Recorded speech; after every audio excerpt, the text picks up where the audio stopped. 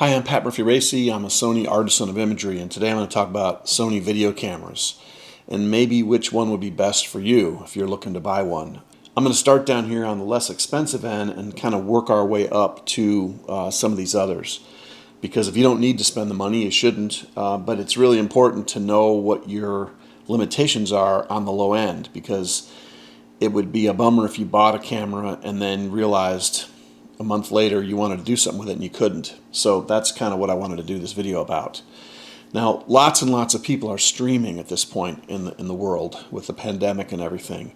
Streaming is becoming a really, really important thing, not just for churches, but for business. And businesses are trying to figure out how to do conventions and all this kind of stuff on Zoom and other platforms. And so some of this technology, most of us didn't need to understand at all a year and a half ago, and now many of us are like inundated in this technology. And so I wanted to do kind of a video that is kind of an overview of all these different cameras. Now this down here is a CX455. This camera is actually no longer made, but you can still find them, and there's some advantages there. But the one that's replaced with it is the CX405. It's $229, and so the next one here is actually not here, but it's an AX43, which is a current camera made by Sony. It's an excellent camera. It's one I recommend to people that want to do zooms at a higher level and things like that. This is the AX33. It's been replaced by the AX53, but it's smaller and a little bit lighter than the 53, but I would prefer the 53 over the 33.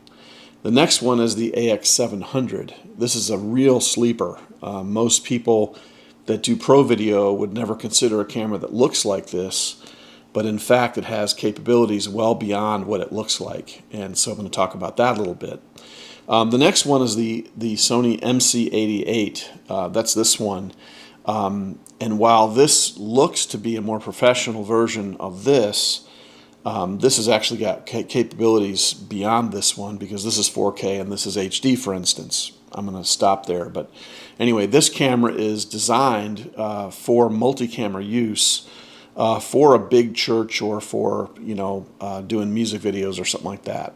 And then finally we have at the end the sort of Mac Daddy of this sort of just these cameras. This is the Z90V, Z90V. Now this camera kind of does it all. It has way huge capabilities for production. No one would want to watch a video about all these cameras at once, because people that are interested in this are not going to be interested in this at all. And people that are interested in this don't care about this because they cost too much, for instance. So what I'm going to do is, this is kind of an overview video that explains what I'm going to attempt to do here over the next few videos. So this is the kind of primer one that just is like, hey, let's talk about all this technology, but let's break it down into separate videos and talk about like the CX455 and the CX405. Then what we're going to do is we're going to do a video on these three cameras, or actually four of them, and what these capabilities are and why you might want to buy these instead of these or these. And finally, we're going to talk about these last two together in a separate video. So I'm going to end this video now, and what you'll want to do is look for the video that has the sort of content that you're interested in, whether it's the low end, whether it's the medium, or the high end production, more production related gear. So I'm Pat Murphy-Racey. Thanks for watching, and hopefully you'll find the next video and go. See ya.